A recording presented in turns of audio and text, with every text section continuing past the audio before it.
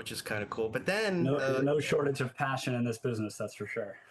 oh yeah, tell me why. Yeah, why is that? I think you got to be a little bit crazy to get into this business. So if you're not passionate about it, you drop out before it becomes a career, maybe.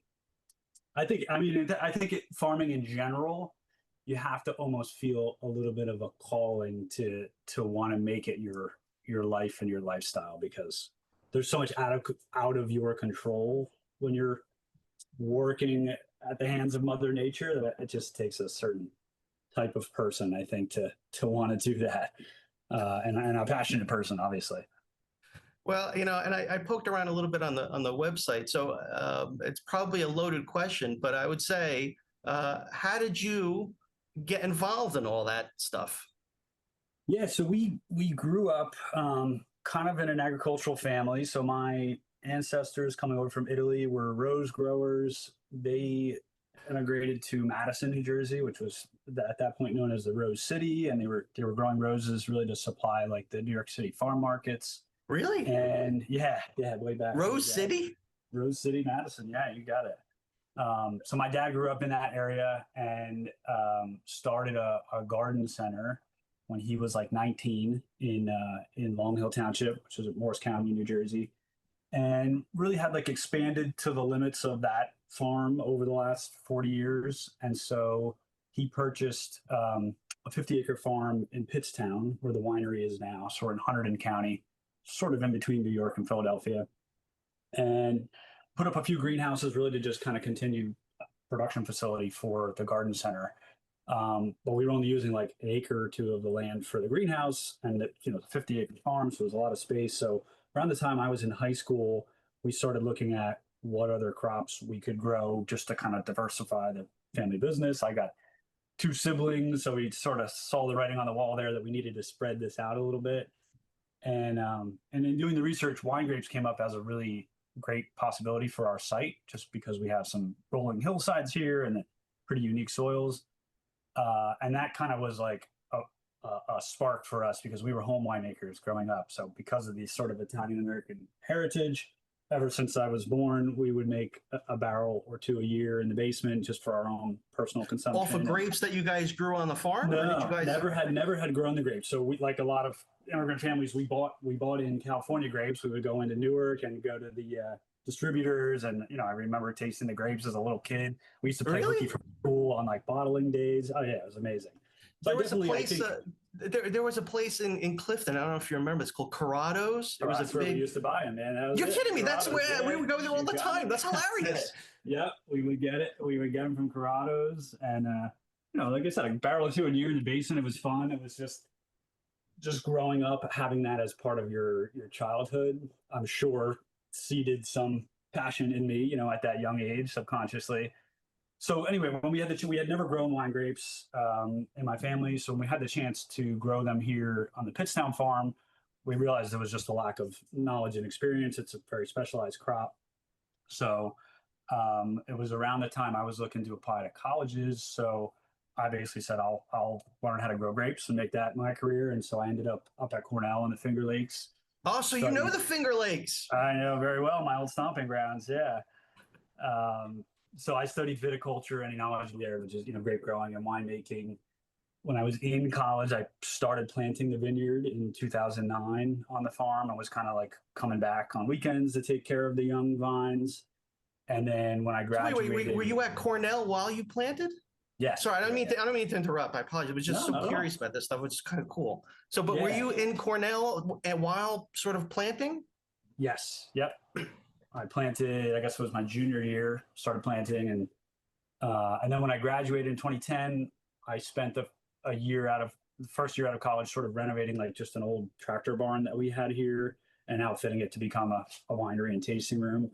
And then we opened up to the public in 2012. Wow. And it's been off to the races since then.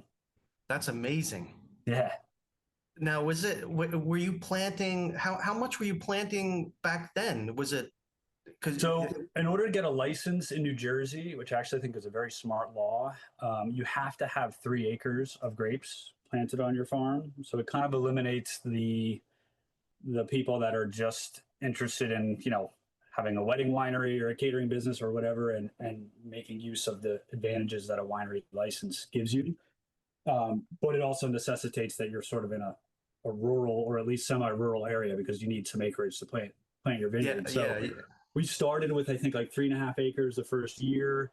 And then really every year or two since then, we've been adding to the vineyard. So we currently have 27 acres of grapes planted, and we're now using 100% estate grown fruit since 2021, which was always the goal. It just took a long time for us to expand our vineyards to kind of catch up with the demand for the wine. But that's something we're super excited about, is being an estate winery, and just using our own fruit year over year just gives you this sort of connection to the land and to the vines, and the consistency, I think, in the winemaking that you don't always get at a lot of other wineries.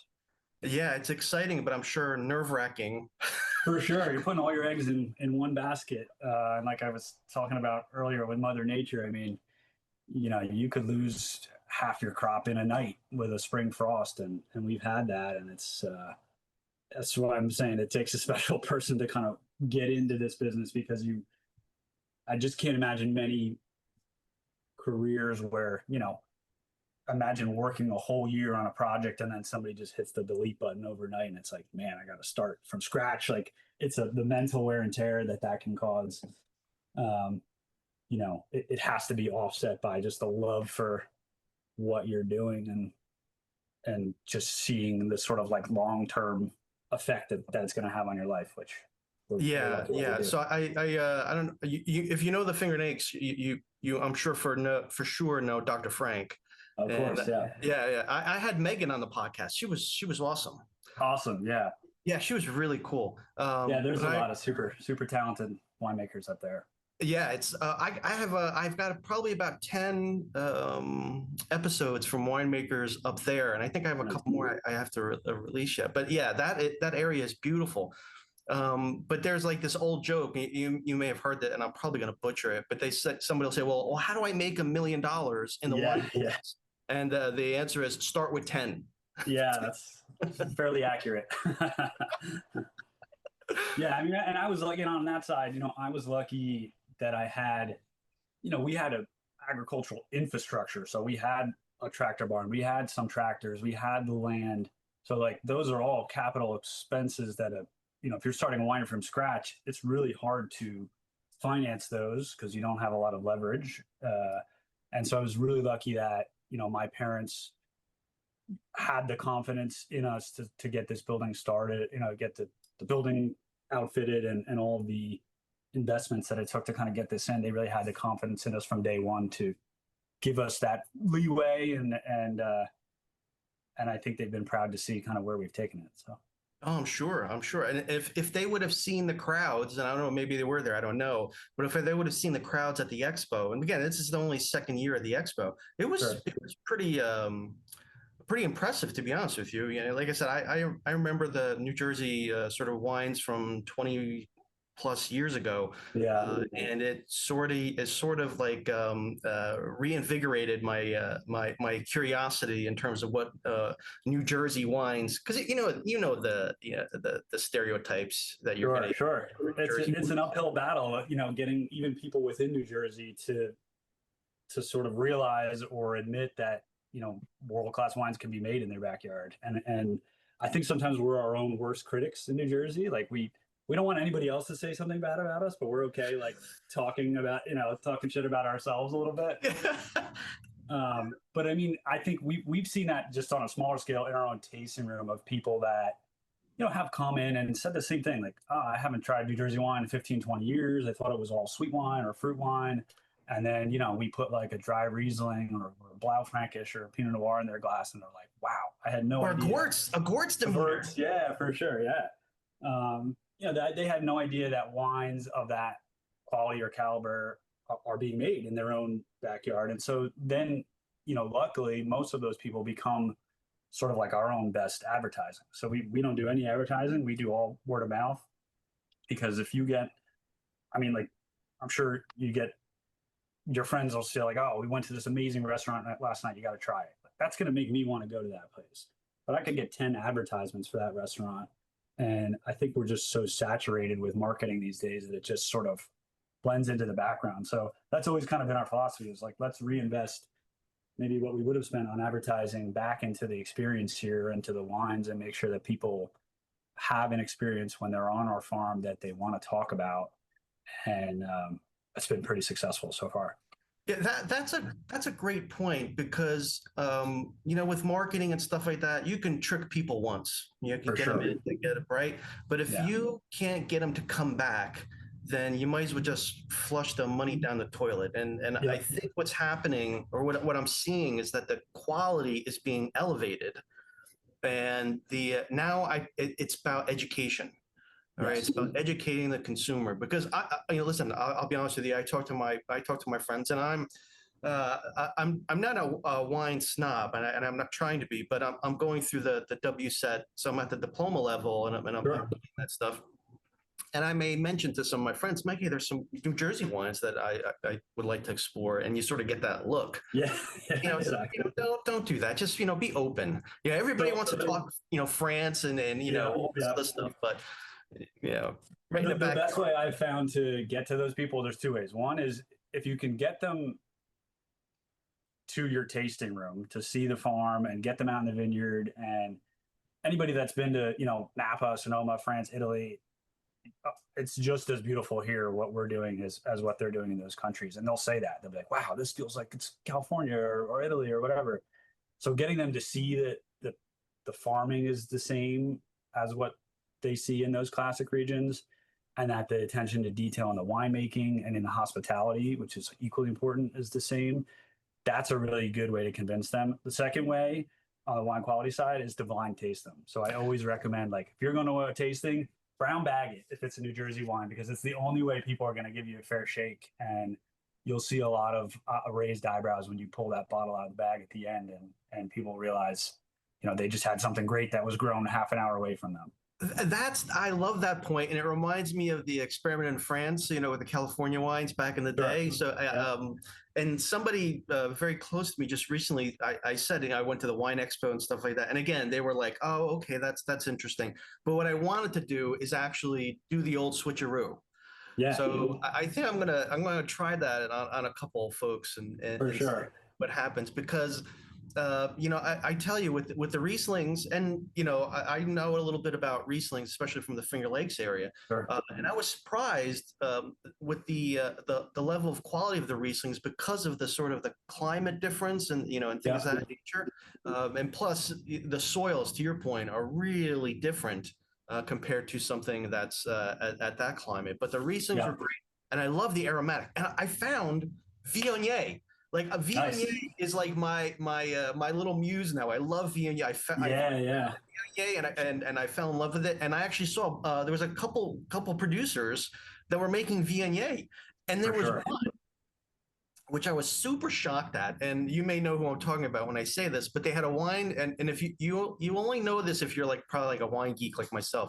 It was called Mistral, and it was a blend of Viognier, Marsanne, and Roussanne. And who's doing that, outside of France? And they're doing a great job with Rhone varieties. I mean, they're half an hour from us, and it's funny, like, you talk about New Jersey as a wine region, and I think we have this amazing diversity in soils and climate from the north to the south. So where we are in Hunterdon County, which is pretty much an hour straight west of New York City, we're in like what looks like Virginia horse country, right? So it's very hilly.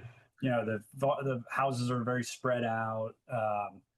We have 80-acre farm now here, and it's sloping land, deep soils, sort of a clay loam, and then we have shale, and then you move down to the bottom tip of the state in Cape May, and it's flat, sandy soils, coastal influence. So it's really hard because a lot of people want to loop New Jersey into one bucket as a wine region, but it's like we're 4 hours apart. I mean, that's a huge, if you look at France or Italy, like that's a whole different wine region, different soils, different varieties, stylistically going for different things. So I think as the industry evolves, you'll start to see more regional characters emerge. So I think like Hunterdon County, where we are, we just applied for our own AVA. And I think Really? in doing that research, we found a lot of similarities, in our sort of specific region that make aromatic varieties typically do really well.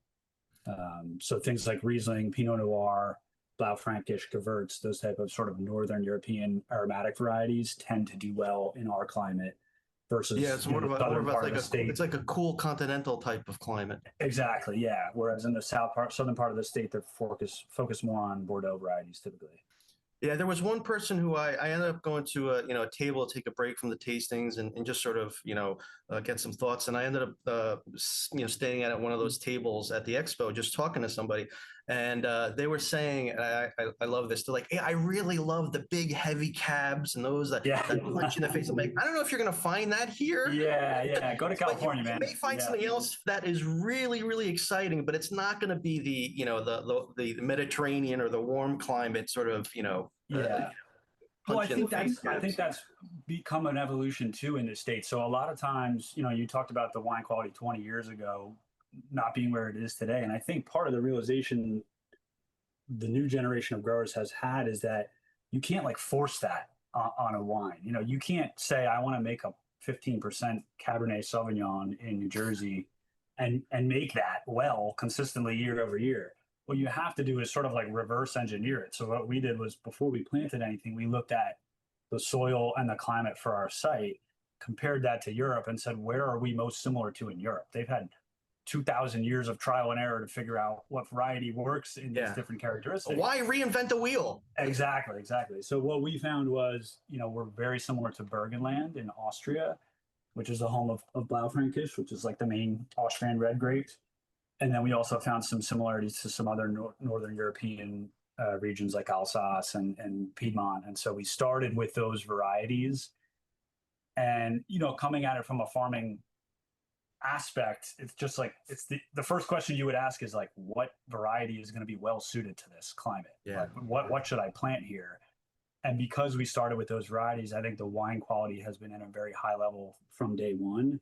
And that's how we built the sort of loyal customer base that we've had that understands that they're not going to come here and get sweet wines or fruit wines. There are plenty of those wineries in the state if that's what they're looking for. But, we're doing the sort of wines that we want to drink and from varieties that are really well suited to our local like mesoclimate. Yeah, like why would you force something that's not right there? So, I find it really interesting that you said that there's similarities with Alsace and things of that nature. That's therefore the Gorts, the aromatics. Sure. In that region, I love Pinot Gris, completely different from Pinot Grigio. Yes. Same grape, right? Yeah. But the style is so much different. But anyway, so the interesting I think it's a challenge to like imagine starting a winery. We talked about the capital outlay that you need to do, and then starting it and saying, well, I'm going to sell New Jersey Blaufränkisch. Like that's a scary business proposal to put in front of a bank, But if you say, oh, I'm going to sell Cabernet and Chardonnay, and those are the two most widely popularly sold varieties in the country, and there's name recognition, that seems like a much safer bet in the short term. But we've always, and talking about values, like I think longevity or generationalism or whatever you want to call it, that's one of the things that we've always looked through the lens of and tried to say like, all right, are the decisions that we're making now, is that going to be the right decision for 10, 50, 100 years down the road, right? Because when we started this, one of our goals was to make this a centenary farm, meaning it's going to be a farm for 100 years. So we want to preserve this piece of property. You live in New Jersey, there's always trying to be like encroachment from housing developments and retail and all these other kind of things. But New Jersey is the Garden State. We need to preserve farmland in New Jersey to keep it the Garden State. And so it's really been a major goal of ours is how do we do that for the long term? And so I think like looking through varietal selection is a really important decision to make. So when we made that, we said, in 30 years, is this region going to be known for Cabernet Sauvignon? No, probably not, because we can ripen it well, maybe 2 out of 10 years. In 30 years, could this region be known for Blaufränkisch and Riesling? Totally, right? Like that makes sense in the long term. It's going to take a lot of time and hard work to get there and consumer perception and all those other things. But that's something we can work towards over my lifetime, at least, where we have this sort of like vision that that's what we want to get to. And that's a real like long-term way of thinking that I think just permeates our company culture here and my mindset and sort of vision for where we are now and where we want to be. No, I'm just jotting something down because you said a couple of things that I want to touch base on, but I don't want to forget them because I have a very short term memory. But one thing that you did articulate, and I think this might be something that I don't want to say is missing, but is an evolution in terms of New Jersey, is that, and we've talked about the Finger Lakes, they have seemed to have found an identity, right, Yes. with the Riesling, and they're actually exploring now with Cab Franc, Sure. because that's really something there. Like everybody loves the Pinot Noir and all that kind of stuff. Yeah. I think they're realizing that the Cab Franc and the Blanc Franc is something that's really they can do very well. And I'm not sure at this stage, to your point, if New Jersey has that identity. Yeah, and we've talked about that among the other wineries as well. And like, going back to the regionality, I actually don't think that we will have a statewide grape that represents us in the way that, Finger Lakes Riesling or Oregon Pinot Noir, they've used those as a sort of rallying point for their industries. I just think there's too much diversity in our soils and our climate for it to make sense for us to all grow the same variety. But what I do think you'll see is, in New York State, you see regions like the Finger Lakes focusing on Riesling. You see a region like Long Island focusing on Merlot or whatever they're focusing on now. So I think we'll see more of those sort of like, hey, in Hunterdon Hills AVA, they're doing Blaufränkisch really well. They're doing Riesling and Pinot really well. In Cape May AVA, they have the Bordeaux Reds or they have the Chardonnay or whatever it is they're focusing on. So I hope that that's the evolution of the industry. You're starting to see that now, and even like new growers that are, I think, coming online, there's really exponential growth within the state right now.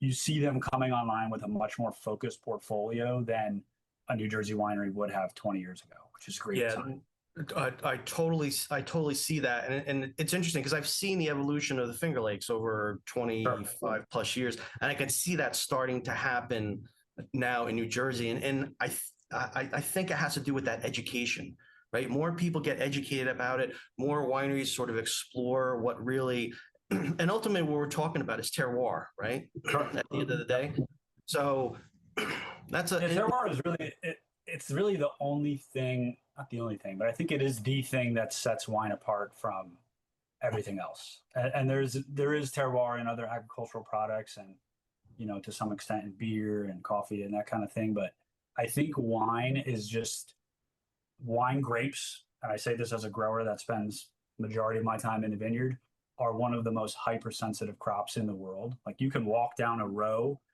and if it's got a different slope, the vines actually look different as you move down the row.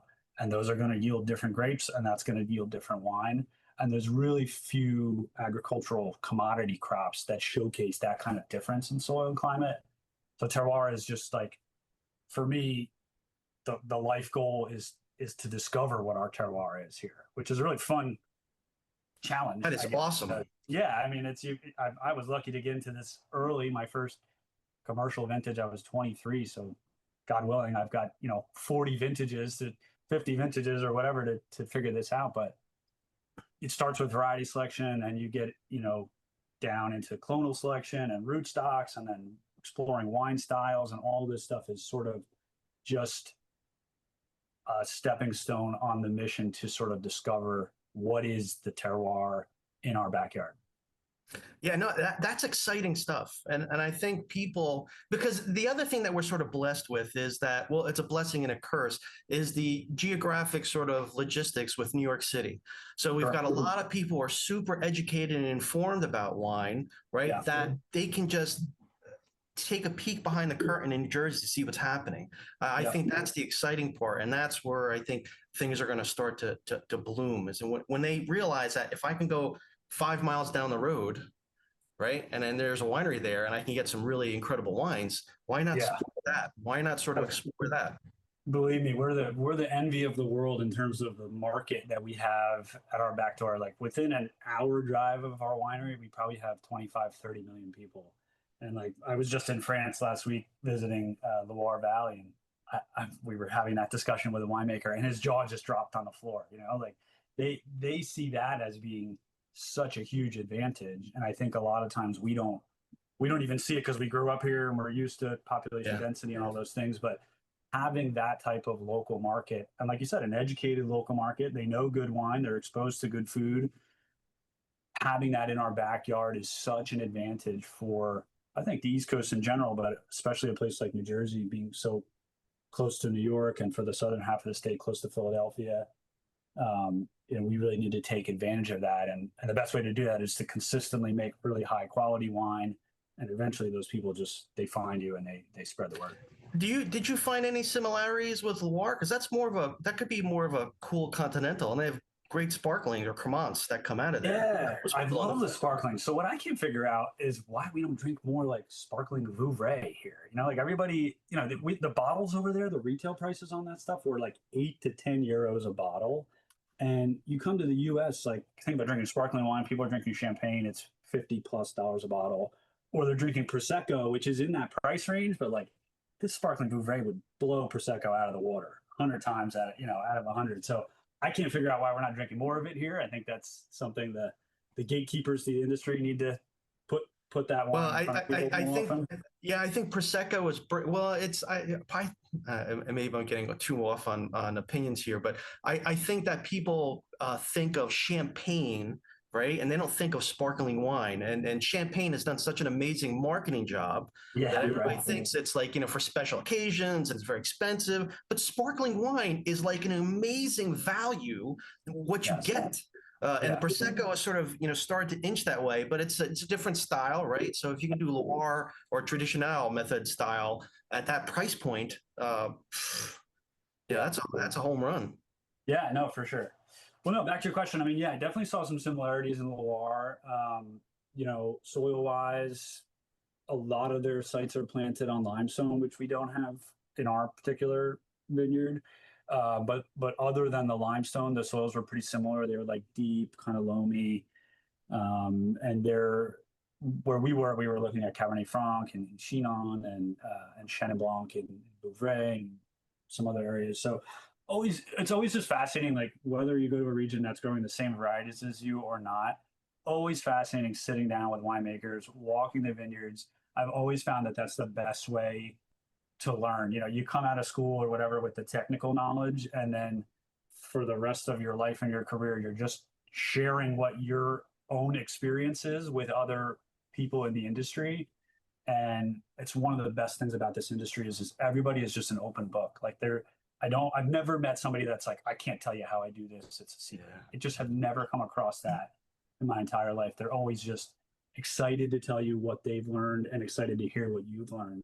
And I think globally, the wine quality now is way higher than it's ever been, partly because of that. Like back in the 70s, if you were a French winemaker, you had never even tasted an Italian wine most of the time. It's crazy how the difference of whatever it is, the internet or communications just opened up over the last couple generations has changed, the wine industry, I think much for the better. Yeah, I think that's probably a characteristic of the profession, at least what I'm finding. Especially with my conversations with the other wineries that I've done. I'm just trying to get a feel for so what I'm trying to understand, Mike, and this is sort of like my working theory, I call it Valoir, which is a combination of sort of terroir and values. Right. So that's what I'm kind of curious about. And there's a couple things you said earlier. You talked about looking at things through the lens of sort of values. I was wondering if can you help me understand a little bit more about that? So if I was to ask you, Mike, based on your experience and the wonderful education that you got at Cornell and in that area and your family and your upbringing, what would be some of your core values that you would espouse to? Yeah, well, I think put people on the spot. Yeah. Well, I think we talked about the one being that sort of like long-term thinking, and I don't know if you call that longevity, or I think sustainability is probably like what a marketing person would make you use it as, but I try to look at it really even from like a more zoomed out view of that is basically like what we're doing now are we able to continue that for future generations? I think as a farmer, you're sort of just intuitively understanding that the land that you have is really the only thing that's going to continue for 100 years, right? Like your wine press and your building and your tractors, those things are all going to turn over. The land is going to be what it's going to be. So always being a steward of the land and not feeling like I love the Native American philosophy that they never owned land. They just like took care of it, basically. I think that's a really important way to look at farming, because you're not possessive of it. You're sort of just like loosely holding on to it, I guess. Custodian. Yeah, I think that's a good way of looking at it. So I think that really permeates my core, and I think, as you know, me being the owner of the business, my business reflects that value.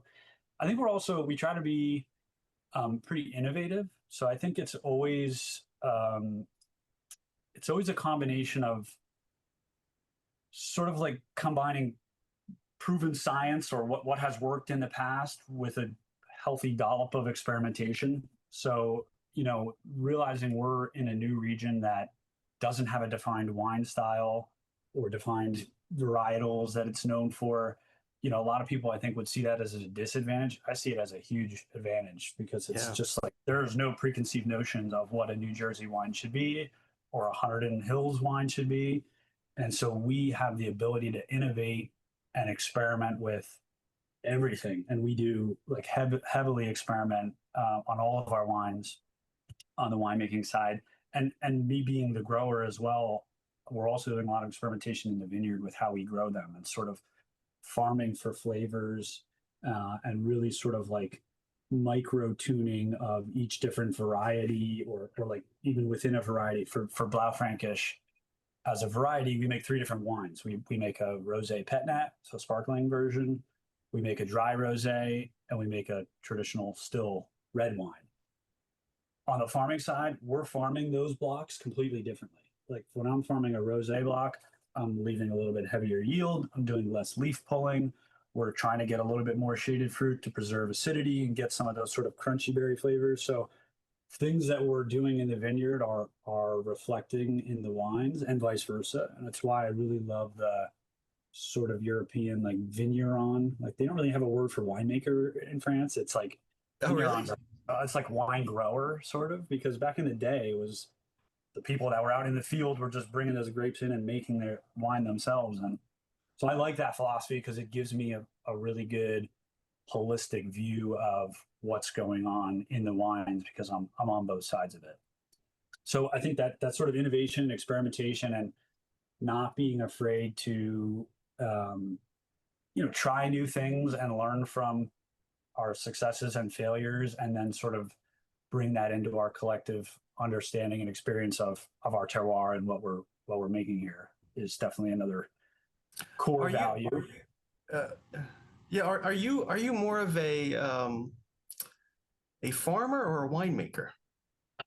I'm 50-50, really. I mean, and I guess that's what I'm saying is I don't even see a difference. Like, it's not like I come into work and I'm like, all right, I'm going to put my winemaker hat on. It's like I'm in the vineyard, really from April to September, almost every day. And then from September to now, I'm in the winery every day. And then in the winter, I'm doing, administrative stuff. And so I get to wear a lot of hats, but for me, it's the same hat. Like I just see it as an all-encompassing sort of role in what we're doing here. Mm. Do you see some of those things that you talked about, sustainability, innovation, being a steward? Do you feel that ends up in the bottle? Yeah, for sure. I mean, I think we've always tried to be sort of unexpected in what we're putting in front of people. So unexpected in a sense that like we want the experience here to be unique. I want it to be elevated, and we want you to walk away being like, wow, that made an impact on me. Whatever it was, the note that the tasting room server gave me on that wine that was like a funny little anecdote about how it was grown, or the fact that we've only served local cheese and cured meats, and we make our own bread from heirloom wheat that we grow here on the farm. Like all of those little attention to detail things, I think makes it's unexpected, right? When you walk into a tasting room, you do not expect to have a sourdough loaf of bread that farmer grew heirloom wheat, 100 feet away from the tasting room. So I think those things are an opportunity to make an impression on people, and we really try not to squander that opportunity, because I think it's how you create a brand and a product that people feel a human connection to. And I think that's been another sort of life value or brand value, in that, like, I like to put my hands on things. I was like the kid growing up, at the garden center. I always wanted to be like on the potting bench with my hands in the dirt. I knew I was never going to be like a 9 to 5 office worker. I just couldn't fathom doing that. So I think that sort of like hand touch has been a big element of my life in what I've done, both in the business and outside of it. And sort of our business here at Beneduce Vineyards is just that we want to have that sort of like hands-on craftsman approach to everything that we do. Do you guys talk about like what you want somebody who has visited the winery or tries to, like, do you talk about what do you want them to walk away with when they leave? No, I don't really look at it from the consumer perspective, because I think everybody comes at wine from such a different angle. One of the things when I'm training the wine servers is like, when you're describing these wines, don't ever tell people you're going to taste this, you're going to taste raspberry, you're going to taste whatever, because then as a wine taster, and a lot of people come into a winery and are intimidated, or they haven't been to a lot of wineries, or for whatever reason, wine has done a really bad job of putting itself on a pedestal, which we could talk about for hours. But what I always tell my servers is, when you're describing the wine, tell them what you taste. Honestly, I taste raspberry, or I taste this, or this reminds me of my grandma's, whatever special casserole that she used to make. Like, make it a personal thing, because then they understand that their sensory experience of the wine is a personal thing. Nobody can be wrong in what they're tasting. They might not have the vocabulary and all this wine lexicon that somebody like you and I, that's had formal training in the industry. We all tend to talk about wine with like a common language. They might not have that, but that doesn't invalidate what they're smelling or tasting in the wine at all, or make it any less important, right? Like, wine is meant to be enjoyed. You do not have to know anything about wine to know that you had a sip of something that's delicious, any more so than you do tasting a bite of food and saying like, wow, that's delicious. Oh, that was like a sous vide, like whatever crazy technique steak. Nope, you don't have to know what's behind the kitchen to know what's put in front of your plate was amazing. So I think we try to have that approach in our hospitality and in our wine training of just trying to make it like a really personal sensory experience. No, that's beautiful. As I think that's an area that the wine area struggles with. 100%. And I don't know. It's such a, this is when we can spend hours on. I don't know what the answer is, because I mean, there's so many good arguments either way, but I like the way you framed it. And there was one time, and I've shared this story before, and I think it might have been going back to Dr. Frank's. It might have been with there. So I was up there for an event, and they have a wine called Arcatzelli, which is an old Georgian, and it's amazing. When it's done, when it's a good year for it, it's unbelievable. And I went there, and it was one of those years where they had a really great Arcatzelli, and there was a family in front of me, mom and dad, and they had their little kid, and they were doing some stuff. And I started talking about some of the wines with them because we were waiting, Mhm. and I mentioned the Arcatzelli because I had a bottle of it, and the woman was like, "Well, what is this Arcatzelli?" And I told her, I said, "Well," and this is the way I described it, and I think I hit on something, and I'd love to hear your opinion of this. What I said to her was, Arcatzelli is like Riesling and Gewürztraminer got into a fight, and Chardonnay is the referee. Yeah, nice. I like that. And she looked at it and she said, "Oh," and then she left and she grabbed the bottle. Yeah, exactly. Right. So I think that because you made it accessible to her as a concept, rather than saying like, "Oh, Arcatzelli is this 8,000-year-old Georgian variety, and it used to be made in Quivery, and it's just like that stuff kind of Yeah. goes over a lot of people's heads, and also is uninteresting. Like I don't need to know all that stuff to appreciate what I'm going to taste. I think as you evolve in your taste and in your passion for wine, there's an endless amount of information for you to learn, which is I think Yeah. what makes it such a fascinating topic. Like you could become an expert in a single region, like Burgundy or whatever, and never know everything there is to know about that region because it's such a there's so much depth to the category. But you don't need to know those to enjoy the wines. And I think Yeah. like the beer industry, the craft beer industry has done a really good job of taking quite complicated like production processes and sort of making them less important than what's going to be in the glass. Like you could put pretty much anybody down and put a glass of beer in front of them and be like, taste this, let me know what you think. If you do the same thing with wine, you're like, put a glass of wine, somebody taste this, what do you know? Let me know what you think. Half of those people are going to throw up their hands and say, I don't know anything about wine. It's like, why Yeah. is your approach to that glass of wine different than your approach to that glass of beer? It's a really, and it's going to take generations to come out of it because it's been generations of programming that you need to be a wine expert to enjoy it. Yeah, I think a Um, lot of times people just like to hear themselves talk about the information that they know, and maybe that's because it is very intense, right? To learn all for this stuff. sure. And I think Yeah. people just love to, I mean, here's like some of my champagne stuff that I got to go through Yeah. for, you said, for Right. Right. there's a lot of stuff, and I think people just like to sort of talk about what they know. But to Yeah. your point, yeah, it's the experiences for the other person, right? It's not for me to impart my wisdom on what a wine is or should be or isn't.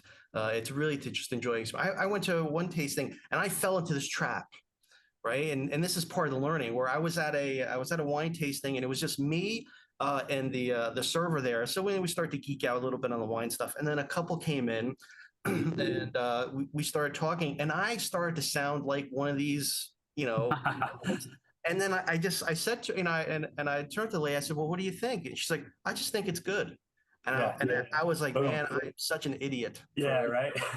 wasn't really respecting the experience. And this is me on the other side of the bar, right? I'm just a Yeah. consumer observing this. And I was like, man, I must sound like an idiot to this person. No, I know. Well, I think one of my tips for people that go into restaurants, especially if you're going into a restaurant with like a good wine list that somebody's curated, is to ask the server, or if they have a sommelier, great. But if not, ask the server, like, what are you excited about on your list? I always ask that.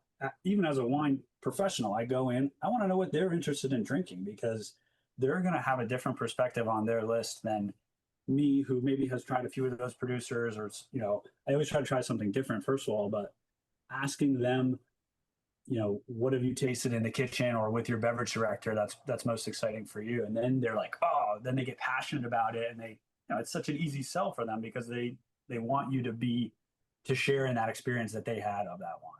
Yeah, that's cool. So what's the culture like at your place? Oh, it's a great culture. I have such a great team, and really, I have several people that have been with me for over 10 years, so they've become like family in a lot of cases, and I think we've evolved to the point where, people here have such pride in what they're doing. They really, I think they feel like a sense of ownership over the business because they just understand that like the little things that we do behind the scenes might not get noticed by 99% of the people, but there's 1% of people that are going to be like, wow, that little extra step that you guys did, that made an impression. And so we're always sort of chasing that 1%, I think. Um, it's a great place to work. I think the people here like are excited to come in and do what they're doing every day. And part of that is because there's always like a unique challenge in the wine industry. It's never like, all right, we're going in and, data crunching or whatever. There's like no consistency here, right? It changes every day. So I think that keeps people on their toes. But it also, it makes you sort of coalesce as a team to get whatever that hurdle is that day done together, and you can clink a glass of wine at the end of the day and say we gave it our best job, and hopefully we're putting the best wine out there into the world. Well, with the other thing that I love, and maybe most people, I think they just need to learn a little bit more about this, but I love like vintage variation. Oh Like yeah, you can go to your place, have a yeah. quartz this year, and next year that quartz is going to be a little bit different. Yeah, yeah. I mean, Right? and we I love that. heavily lean into that. Like, I want the wine to be different year to year. I do not want to make Coca-Cola. That's not what I got into this business Right. for, because that is just uninteresting to me. And the most interesting thing is that we could do everything exactly the same year to year, and because the grapes were grown in a different climactic condition, the wine is going to taste different. So, like, when we redesigned our labels, we actually found these old, like late 1800s farmers almanacs Oh in yeah, an yeah. antique shop. And, those almanacs were printed once a year. So the biggest thing on the front of the almanac was the year that it was printed. And so we used that inspiration when we did our labels. We're like, the graphic hierarchy takes your eyes to the vintage first, because Yeah. really that should have the biggest effect on the wine, right? Like, we're talking about capturing a sense of time and place.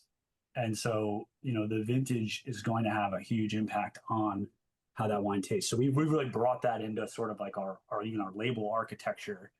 And we talk a lot about, vintages in the tasting room. And again, like, I don't think that's something that everybody has to know to enjoy the wine, but it's helpful for us. Like, you talked about earlier, somebody saying, oh, I really like that sort of like ripe, full bodied style. Knowing that for us is going to be able to allow our service to be like, all right, you want to taste something from the 22 or 24 vintages. Those are really warm and dry. So there's more concentration, more density, a little bit more of that power that you're looking for. Like, that's how we want to use that information about a customer to help them find a wine that we have made that they're going to enjoy the most. Very cool. Very cool. I love it. So let me let me ask you this one. If I was to ask you for 3 words and only 3 words, how would you describe um, wineries or in your area or your AVA in your sort of your slice of New Jersey? What would be the 3 words that would come to your mind? Hmm. Well, I think we're very collaborative. I think we're experimental, like I talked about. I think we're still in those sort of early stages of figuring a lot of this stuff out. Um, and then I think there's a sense of in our AVA particularly, of like really quality focused, I guess would be the, if I'm allowed to hyphenate.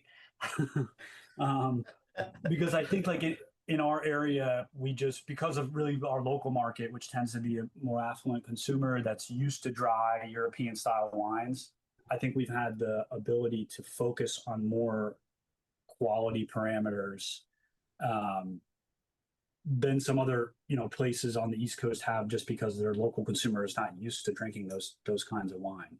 So yeah, I mean, the collaborative thing is, I think, like a lot of new regions, tremendously needed. You need to communicate with the other wineries in the area, and we do so extensively. We've got text chains going where, we started a group 10 years ago now called the Winemakers Co-op, which is really focused, 6 wineries that are focused on just quality production from New Jersey grown grapes.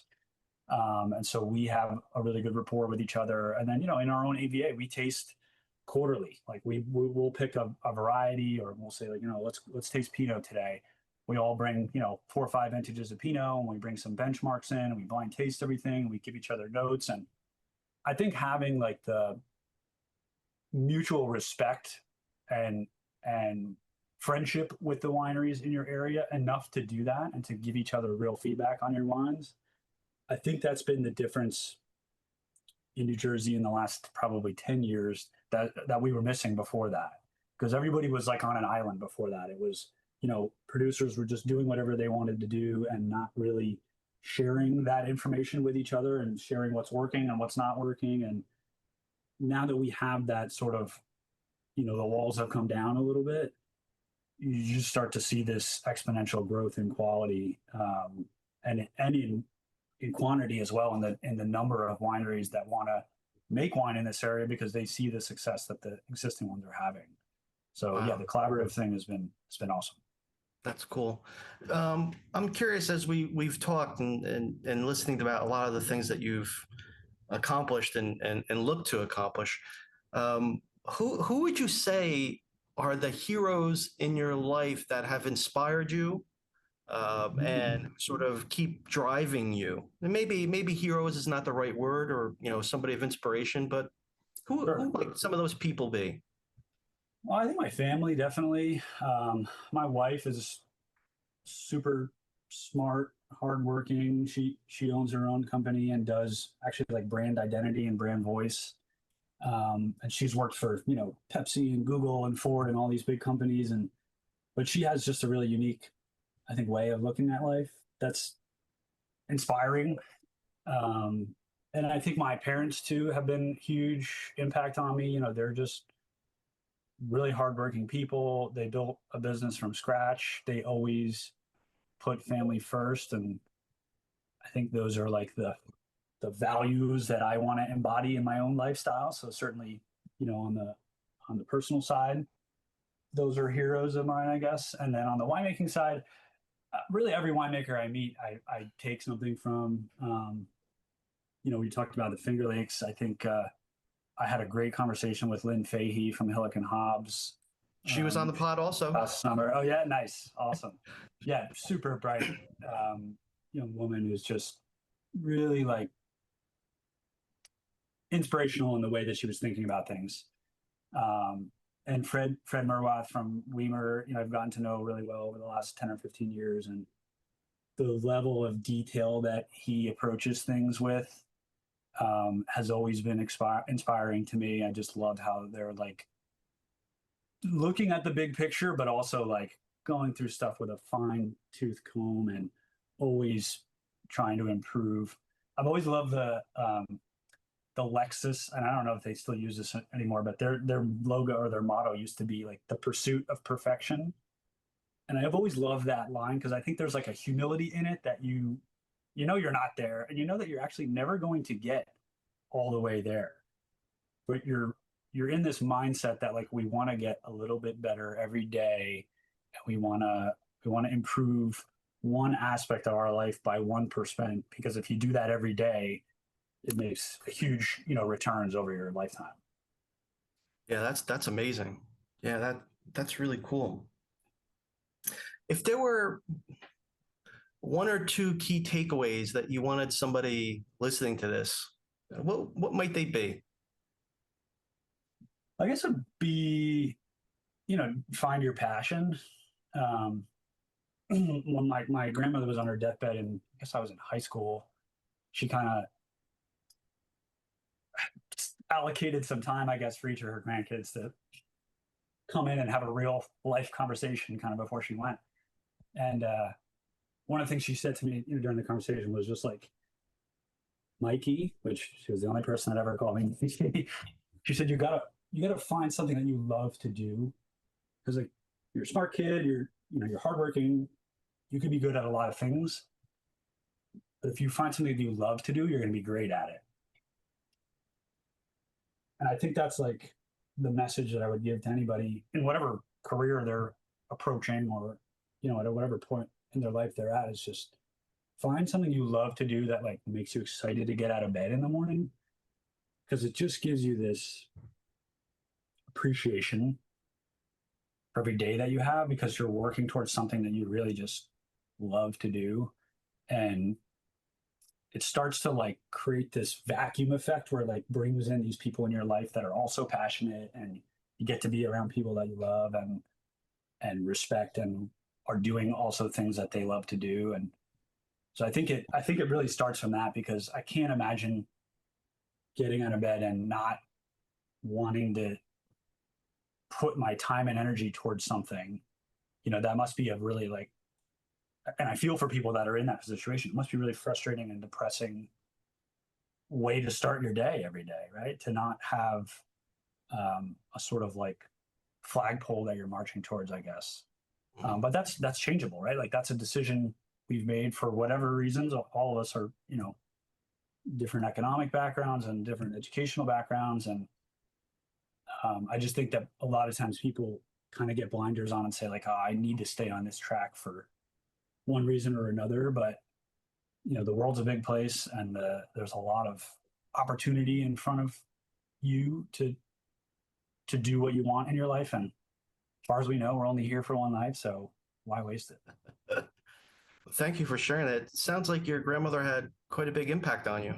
Oh yeah, for sure. She was the matriarch of the family and a great woman. I loved having fun too. That was my grandfather said she used to love to always be like a little bit bad. Like she liked to be like she had a little mischievousness to her. So if you were thinking about your grandmother, how would you describe her values? Oh, good question. Well, I think that the fun loving part of it is like immediately what comes to my mind. Like she just enjoyed life and she wanted to like make sure the people around her were enjoying life. I think she was, like a loyal person, like she's always described as a very good friend to, her friends that she had growing up, and just down to earth, just like really kind of a salt of the earth type person that you could just approach with a problem or a success or whatever it was, and she wanted to share it with you. Very cool. Thank you. We have an old tree. There's like 100-year-old oak tree on the farm. That's the oldest living thing here, and it's right in the middle of the vineyard. And we call that our nanny tree, which is what we called our grandmother. Kind of named that in honor of her. So it's so nice to like go out in the vineyard and kind of have her branches sort of overlooking everything we're doing there. So it's nice to kind of still feel connected to that. Oh, that's very cool. Thank you for sharing that. That's amazing. For sure. I'd love to be able to have a glass of wine by the granny tree. Oh yeah, it's a good spot. Good shady spot to hang out. So, if people want to find out more about the wines that you offer, or the sort of the philosophy and some of the things that you do, what's the best way that people can find out a little bit more about your slice of heaven up here in New Jersey? Yeah, I mean, if they're local or willing to take a weekend trip out, I think visiting the farm is really the best way to experience what we're doing. During the growing season, we get you out in the vineyard on a free vineyard tour, and take you through a tasting of the wines, and just to kind of get a sense of the hospitality that we like to bring into the experience. Visiting is definitely key. We also, if you're just looking to taste some of the wines and you're not local, we ship nationwide. You can order on our website, which is just beneducevineyards.com, and we're on all the social stuff as well. If you want to kind of just follow along in our journey and see what we're doing behind the scenes, that's always a fun way to get to know the faces here that are making the wine. Very cool. Well, Mike, I can't thank you enough for doing this. It really means a lot to me to explore sort of some of those things in my backyard, literally. So I thanks for the time in doing this. Absolutely, man. Thanks for having me. Look forward to having a glass of wine with you soon. Yeah, hopefully, yeah. For sure.